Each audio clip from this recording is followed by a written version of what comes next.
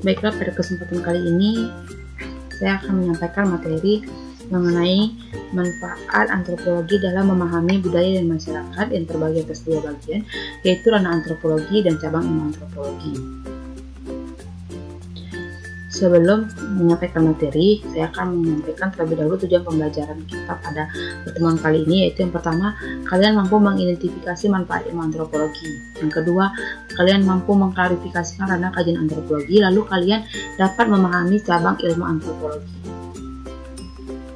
Nah, ini adalah pretest terdiri atas 3 soal, yaitu soal yang pertama terkait dengan materi yang sebelumnya, kemudian 2 dan 3 terkait dengan materi yang kita akan bahas pada pertemuan kali ini. Silakan dikerjakan, boleh dikerjakan di buku tulis atau langsung di komentar di kolom komentar. Nah, materi pembelajaran kali ini kita akan memakai metode pengamatan video lalu menggunakan media pembelajaran Google Classroom dan juga YouTube.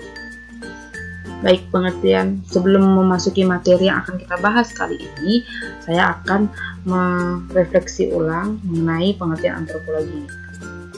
Baik, sedikit saya akan mengkaji mengenai materi pembelajaran sebelumnya, yaitu mengenai pengertian antropologi, agar tidak lupa bahwa antropologi itu berasal dari bahasa Yunani dan juga berasal dari 2 kata, yaitu anthropos dan logos. Anthropos yang artinya manusia dan logos artinya ilmu. Sehingga antropologi ialah ilmu yang mempelajari manusia pada umumnya yang mencakup aneka warna, bentuk fisik, masyarakat, dan kebudayaan yang dihasilkan. Karena kajian antropologi terbagi atas bagian. Yang pertama yaitu antropologi fisik, di mana antropologi fisik ini berkaitan dengan hubungan antara spesies manusia dengan primata dan hubungan manusia dengan nenek moyang manusia.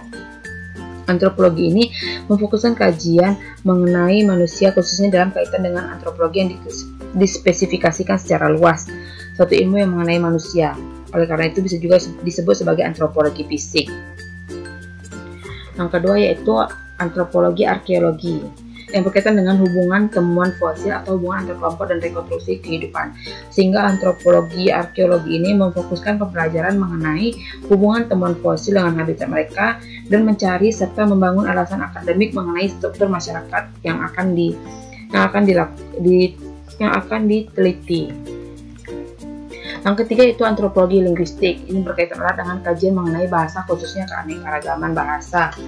Sehingga antropologi linguistik ini merupakan bagian dari kajian mengenai bahasa, khususnya keanekaragamannya. Di bidang ini menguji teori bahasa yang terutama didasarkan pada bahasa Eropa atau mengamati bahasa dalam konteks latar belakang sosial dan budaya. Yang keempat itu antropologi budaya atau subdisiplin terbesar yang berupa kajian keanekaragaman budaya, struktur sosial, interpretasi simbol dan masalah yang terkait. Sehingga subdisiplin ini berusaha mengungkapkan struktur sosial, interpretasi simbolisme dan berbagai masalah yang terkait. Keempat, cabang antropologi ini pada perkembangannya mengalami banyak perubahan. Dalam ruang lingkup yang lebih luas, percabangan antropologi berkembang menjadi antropologi terapan yang mencakup aspek antropologi biologi, linguistik, dan arkeologi. Contohnya saja antropologi biologi dapat membantu mengungkapkan identitas korban pembunuhan.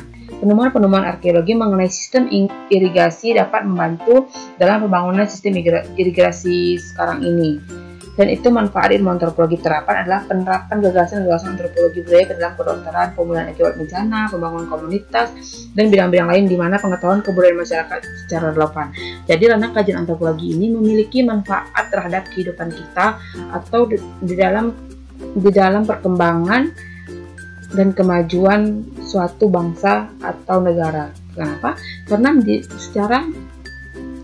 Karena secara logikanya, ada kajian-kajian yang berupa karena kajian biologi itu berkaitan dengan tadi perkembangan atau gagasan yang berupa keilmuan ke dalam kedokteran atau pemulihan akibat bencana. Kemudian antropologi linguistik berkaitan dengan bidang pengetahuan kebudayaan masyarakat yang berdakwaan atau antropologi budaya, lalu antropologi arkeologi, semua saling bersinkronisasi lalu menjadi suatu kebermanfaatan di dalam masyarakat. Nah, berikut adalah sebuah video yang berkaitan dengan ranah kajian antropologi.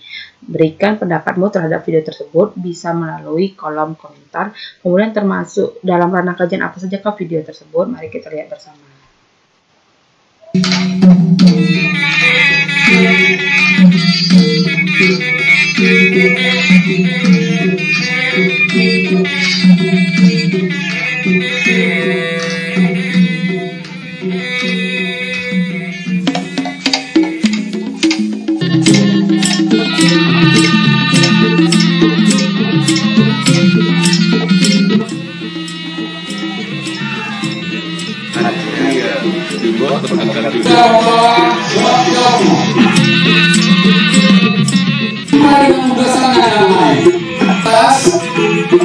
Sangat menghilang karena inilah masalah. Terus bakal ini tidak mengira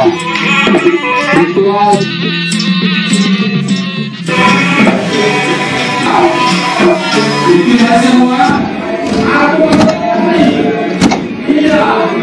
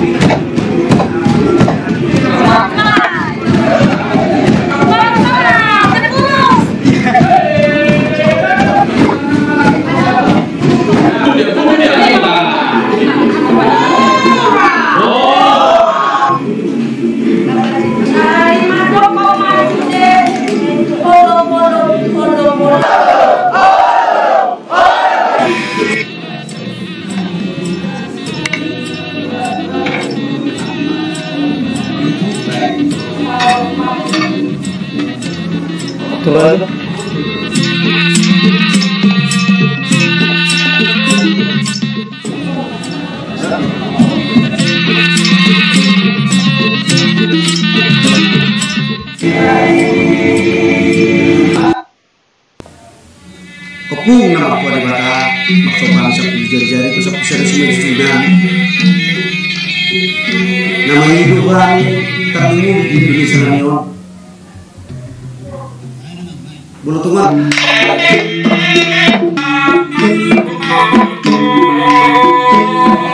Raja mendapatkan penghargaan pahlawan nasional dari simbol agar jajaran kepolisian Republik Indonesia menghormati leluhurnya dengan sepenuh hatinya. Dikalungkan juga, bosnya sudah.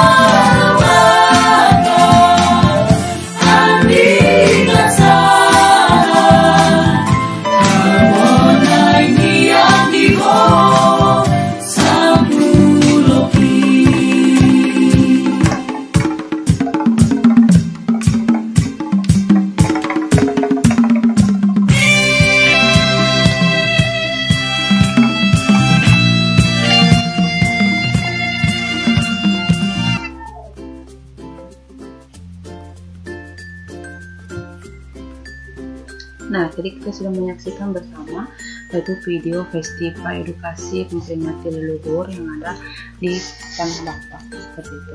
Silahkan kalian memberikan pendapatan terhadap video tersebut, kemudian termasuk dalam ranah kajian apa saja video yang kalian lakukan info. Silahkan dituliskan di kolom komentar.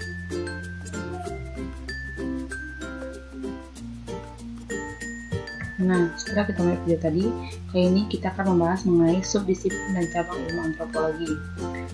Nah, subdisiplin cabang ilmu antropologi terdiri atas menjadi dua bagian cabang terbesar, yaitu antropologi biologi, antropologi budaya.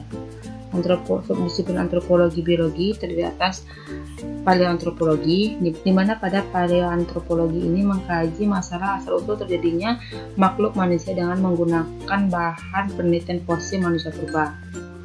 Kemudian antropologi somatologi mengkaji mengenai aneka ragam jenis manusia yang dipandang dari ciri-ciri fisik tubuhnya berupa bentuk rambut, bentuk muka, warna mata, bentuk hidung, tinggi badan, dan lain sebagainya. Lalu juga membahas mengenai ciri fisik berdasarkan genotip atau golongan darah serta lainnya, gitu ya. Sehingga melalui studi antropologi somatologi ini manusia dapat dibagi dalam berbagai kelompok jenis dengan ciri tubuh yang beraneka ragam. Kemudian ada antropologi budaya. Antropologi budaya ini memfokuskan perhatian pada kebudayaan manusia ataupun cara hidupnya di dalam masyarakat. Sehingga antropologi budaya ini terbagi menjadi prehistoris, linguistik, etnologi, etnopsikologi, dan spesialis. Antropologi budaya prehistoris mempelajari sejarah, perkembangan, dan penyebaran semua kebudayaan manusia sebelum masa manusia mengenal tulisan maupun setelah mengenal tulisan. Kemudian, bagi linguistik, yaitu antropologi yang linguistik mempelajari ciri-ciri persebaran dan aspek sosial bahasa-bahasa di berbagai kelompok masyarakat. Lalu etnologi, yaitu mempelajari asal-asal manusia dalam mempelajari kebudayaan suku bangsa di dunia. Lalu etnopsikologi, mempelajari masalah kepribadian bangsa, lalu masalah peranan individu dalam proses perubahan adat istiadat, hingga pada masalah nilai-nilai dalam konsep psikologis. Lalu terakhir yaitu antropologi spesialis yang memfokuskan kajian pada penelitian antropologi terhadap permasalahan sosial budaya dalam masyarakat seperti antropologi ekonomi, antropologi pendidikan, antropologi kesehatan. Jadi dia lebih spesifikasi atau lebih spesialis lagi seperti antropologi budaya dan antropologi kependudukan. Baiklah, sekian penyampaian materi kali ini. Sebelum mengakhiri pembelajaran, silakan kalian mengerjakan post-test. Post-testnya sama dengan soal pretest, ada 3 soal. Silakan tulis di buku atau diketik, kemudian ubah dalam buku PDF, kumpul pada kolom komentar yang ketik. Kemudian kumpul pada kolom tugas yang ada di Google Classroom. Sekian pembelajaran kita kali ini. Sebelumnya saya tutup dengan salam.